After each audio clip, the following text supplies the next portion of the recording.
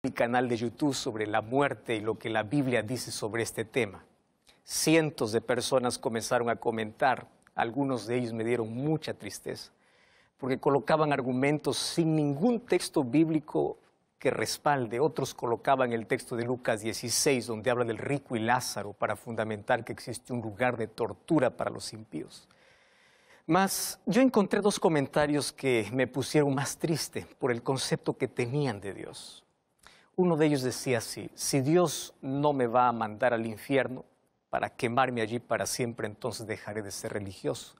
Porque lo que me unía a la iglesia era el miedo de quemarme para siempre. ¿Sabes qué dolor sentí al leer que muchas personas están en una iglesia no por amor a Dios, sino por miedo al infierno? Y otra persona respondía ese comentario: si no te arrepientes ahora, Dios te colocará en el infierno para sufrir eternamente. ¿Qué tipo de Dios es ese? ¿Acaso es un sádico cósmico que espera que aquellos que lo rechazan mueran para lanzarlos al infierno y torturarlos por la eternidad? Mira lo que dice la Biblia en 1 de Juan capítulo 4, versículo 8. El que no ama no ha conocido a Dios, porque Dios es amor. Él no contiene amor, Él es amor.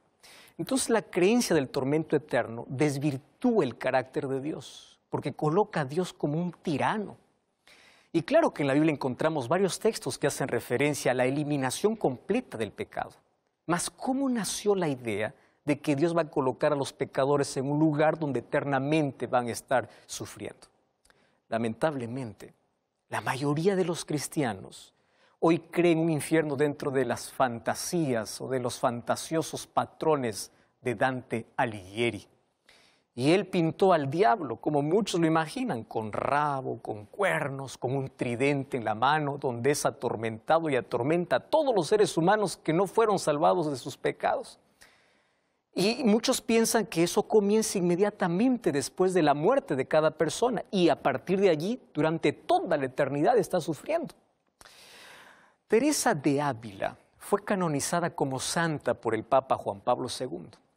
Y ella en su autobiografía dice que una vez fue conducida por un ángel hasta el infierno. Según ella, el objetivo de ese viaje era para motivarla a vivir de forma pura y justa. Y ella comenzó a describir de una manera aterradora. Decía: la entrada es como un callejón largo y estrecho, abajo hay como un horno muy oscuro, y el suelo es lodo, suciedad, hay mal olor, donde hay una cantidad de reptiles repugnantes. Y ella decía: yo sentí en el alma un fuego de tal violencia que no sé cómo explicarlo. El cuerpo estaba atormentado por dolores intensos que incluso, ella mencionaba, habiendo sufrido tanto dolor grave en esta vida, no se comparaba con el sufrimiento de allí. Pero sobre todo lo que más le martirizaba era el pensar que estos tormentos nunca terminarían. Y ¿sabes qué es lamentable? Que millones de personas creen en ese mito, que es una de las mayores mentiras que han sido implantadas hoy en el cristianismo. El nombre de esa teología se llama teología del miedo. Te voy a explicar por qué. Porque las personas pasan a obedecer a Dios por miedo de ser torturados durante toda la eternidad, y ya no aman a Dios por amor. Y quiero decirte que Dios nunca motivaría a nadie a que sea bueno utilizando el miedo de las torturas eternas. Eso Dios nunca haría. ¿Tú has imaginado lo que sería sufrir eternamente sin ninguna esperanza de que acabe el dolor? Entonces, ¿qué clase de Dios sería ese si Él permitiese que el sufrimiento sea eterno?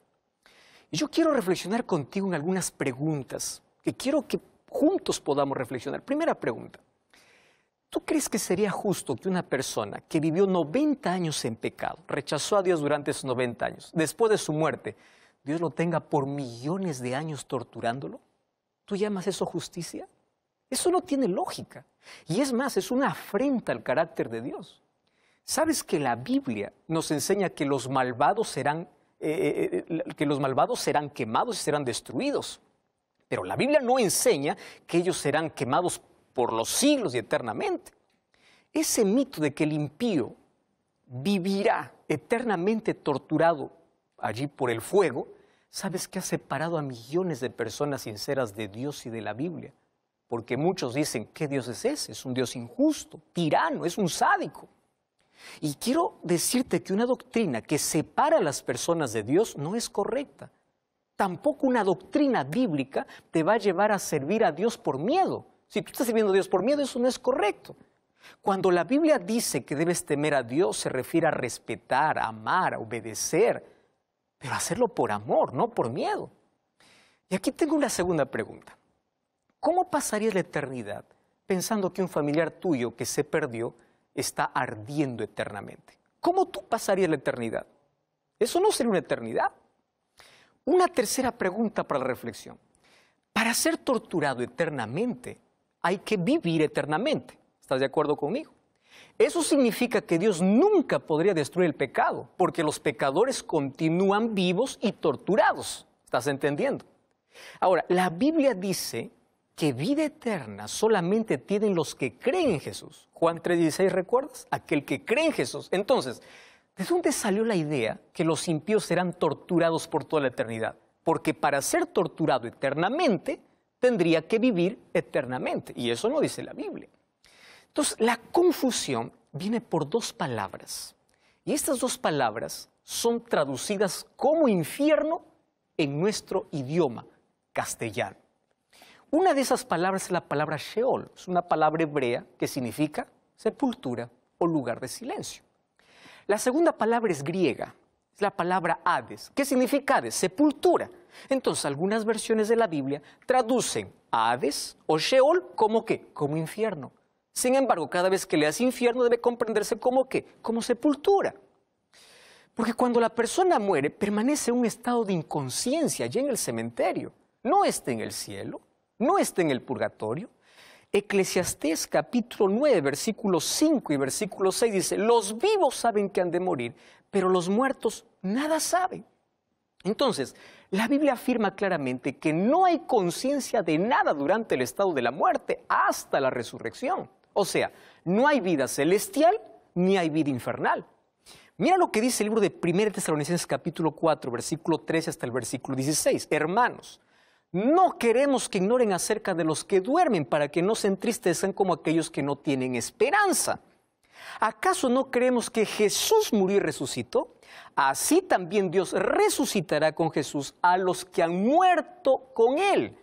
Conforme a lo dicho por el Señor, afirmamos que nosotros, dice Pablo, los que quedamos vivos, los que hayamos quedado hasta la venida de Jesús, de ninguna manera nos adelantaremos a los que hayan muerto. Porque el mismo Señor, con voz de mando, con voz de arcángel y con trompeta de Dios, descenderá del cielo y los muertos en Cristo resucitarán primero. La Biblia es muy clara. Cuando Jesús resucitó a Lázaro, en Juan capítulo 11, versículo 11, Jesús dice, nuestro amigo Lázaro duerme, voy para despertarlo. Claro que Lázaro está muerto. Él no dice, Lázaro se fue al cielo, Lázaro está en la gloria. Y cuando fue a la sepultura y le resucitó, no le dijo, Lázaro baja del cielo. Le dijo, sal de la sepultura. Entonces la pregunta es, ¿por qué la mayoría de los cristianos creen que una persona cuando muere va al infierno o va a la gloria? Esa idea fue aceptada por los cristianos desde la Edad Media y los llevó a interpretar algunos textos bíblicos de forma equivocada. Uno de esos textos bíblicos está en Mateo capítulo 25, versículo 41, donde Jesús dice, y luego a los que están a su izquierda les dirá, apártense de mí, malditos al fuego eterno preparado para el diablo y sus ángeles. Y en el versículo 46, Mateo 25, 46 dice, aquellos irán al castigo eterno y los justos a la vida eterna. Vamos a interpretar ese texto. Otro texto está en el libro de Marcos, capítulo 9, versículo 43. Allí dice, si tu mano te hace pecar, córtala. Más te vale entrar en la vida manco que ir con las dos manos al infierno, donde el fuego nunca se apaga. Entonces, alguno dice, ahí está, una persona cuando muere va al infierno y ahí va a arder para siempre. Vamos a ver qué se trata eso. En la mala interpretación de estos textos se encuentra la teología del miedo, que denigra el carácter de Dios. Ahora, para entenderlos, nosotros necesitamos responder algunas preguntas. ¿El fuego y el castigo eterno se refiere a la duración del fuego o a las consecuencias? Esa es la primera pregunta. O sea, ese fuego ya existía antes de la vida en la tierra, porque dice que fue preparado para el diablo y sus ángeles. Para responder, vamos a leer otro texto bíblico. Mira lo que dice el libro de Judas, capítulo 1, versículo 7. Así también Sodoma y Gomorra y las ciudades vecinas fueron puestas en escarmiento al sufrir, presta atención aquí, dice, el castigo del fuego eterno. ¿Estás entendiendo? Castigo del fuego eterno. Por haber practicado la inmoralidad sexual y vicios contra la naturaleza. ¿Qué cosa dice? Que Sodoma y Gomorra fue al castigo eterno, o sea, al fuego eterno. El texto dice que sufrieron fuego eterno. Ahora te hago una pregunta. ¿Sodoma y Gomorra está ardiendo hasta hoy?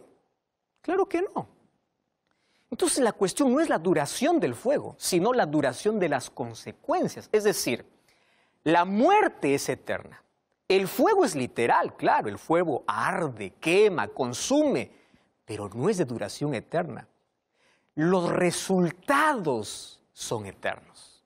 Es la muerte eterna, la destrucción es eterna. Y ahora te voy a explicar por qué. Porque en el idioma hebreo, la palabra olam y en el griego la palabra aionion son traducidas como eterno. ¿Y por qué te estoy explicando esto? La palabra eterno en el hebreo depende a qué elemento esté sujeto. Por ejemplo, si la palabra olam está sujeto a Dios, significa eterno sin fin. Pero si está sujeta al hombre o al pecado, significa eterno mientras vive. Eterno mientras dure.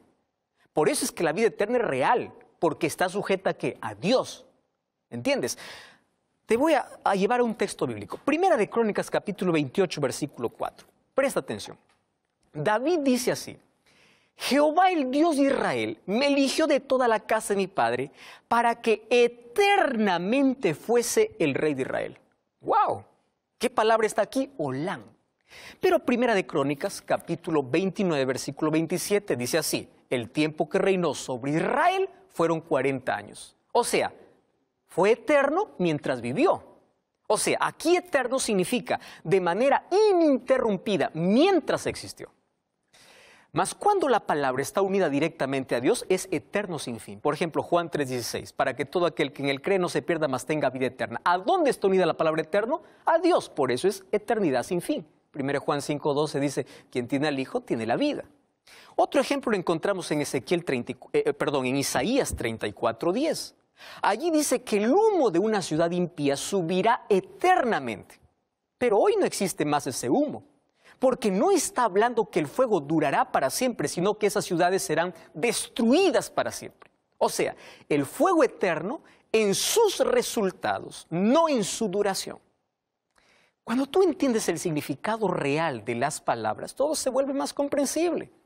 Pasamos a ver la diferencia entre el castigo eterno y el acto de castigar eternamente. Eso es coherente con el carácter de Dios, que describe el castigo de los impíos como una destrucción total. Otra cosa tienes que entender: el pecado no será eterno. Malaquías capítulo 4, versículo 1 al 4, dice que Dios eliminará completamente el pecado. Ahora presta atención. Si existiera un lugar de tormento eterno, eso significa que el mal nunca tendría fin. ¿Estás de acuerdo? Entonces, si el pecador permaneciera quemándose en sufrimiento eternamente, ¿cómo podemos entender la afirmación bíblica que el dolor será eliminado de la tierra? ¿Recuerdas Apocalipsis 21:4? Él enjugará toda lágrima de los ojos, ya no habrá más muerte, no habrá llanto, no habrá ni lamento ni dolor, porque todas las primeras cosas han dejado de existir. ¿Cómo entiendes ese texto si hay gente que todavía continúa sufriendo en el tormento eterno? ¿Te das cuenta que no tiene lógica eso en la Biblia? La Biblia descarta la idea de que los impíos serán castigados con sufrimiento eterno. La Biblia, mira lo que dice. Busca en tu Biblia y por favor anota los textos que te voy a dar. Salmos 37:20. ¿Qué cosa dice allí? Los impíos perecerán. Salmos 145:20. ¿Qué cosa dice? Serán destruidos.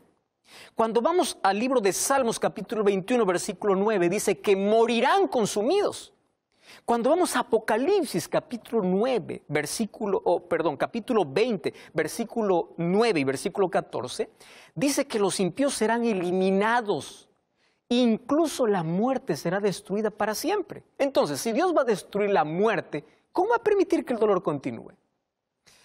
Apocalipsis capítulo 22, versículo 12 dice que Jesús volverá a la tierra para dar su recompensa a cada persona.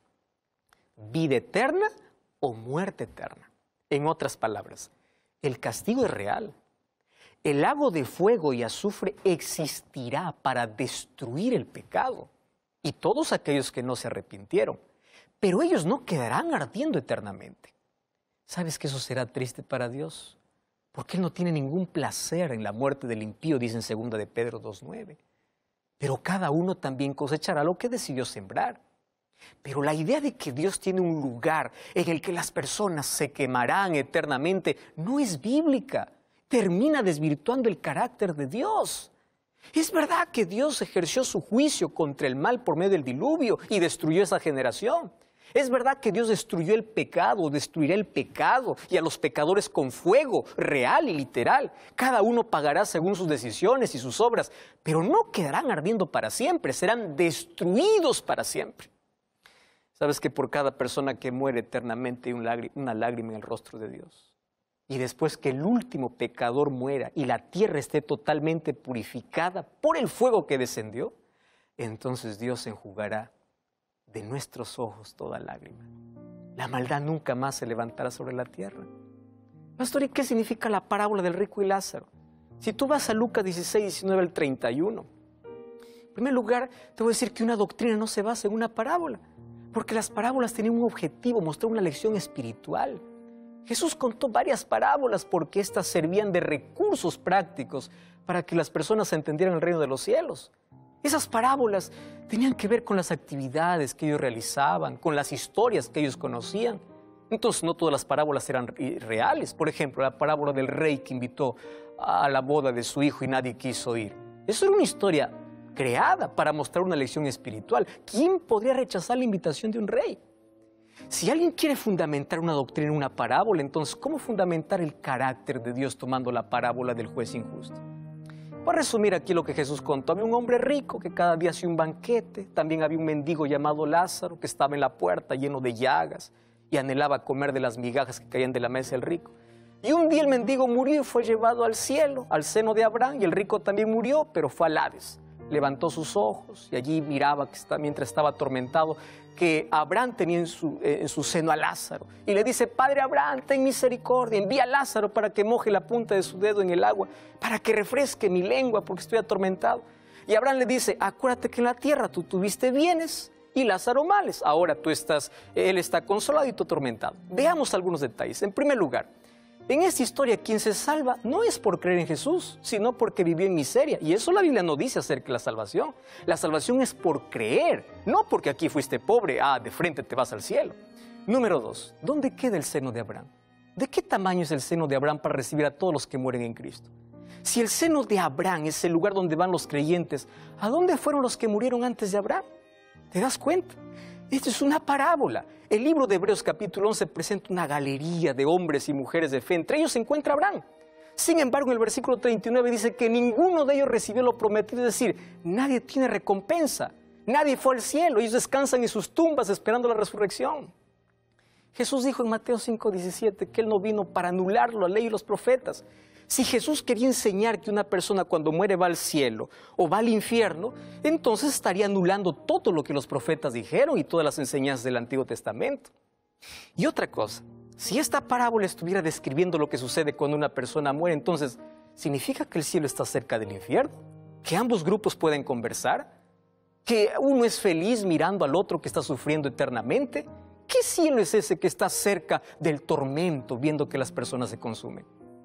Si el concepto que se tiene de alma es algo que sale del cuerpo, entonces significa que el alma no tiene cuerpo. Entonces, ¿por qué en la parábola aparece teniendo sed? ¿Acaso el alma tiene lengua?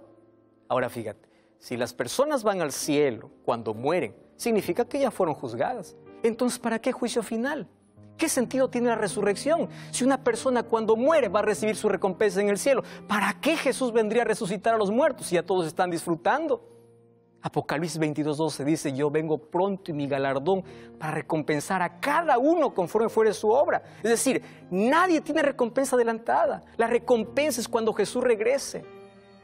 Entonces Jesús quiso enseñar otras cosas en la parábola. Ellos llamaban a Abraham de padre y despreciaban a los gentiles porque se sentían superiores con el derecho de la salvación. Y aquí Jesús les enseña que las personas a quienes ellos desprecian pueden llegar al cielo, y ellos que se sienten ricos por los privilegios que tienen pueden terminar perdidos. Ahora mira, yo quiero que tú dejes aquellas creencias absurdas que denigran el carácter de Dios y comienza a fundamentar tus creencias en la palabra de Dios. Dios es amor, Él te ama. Y ahora Él quiere que tú lo aceptes y le sirvas por amor, no por miedo. Claro que el mal va a ser destruido y los que rechazan a Jesús serán destruidos eternamente, pero hoy tienes la posibilidad de aceptar a Jesús para tener vida eterna. ¿Tú lo aceptas? ¿Aceptas a Cristo en tu corazón? ¿Aceptas seguir los principios establecidos en su palabra? Vamos a orar. Querido Dios, gracias porque en tu palabra encontramos verdades que sin duda abren nuestros ojos para aquello que nosotros necesitamos comprender.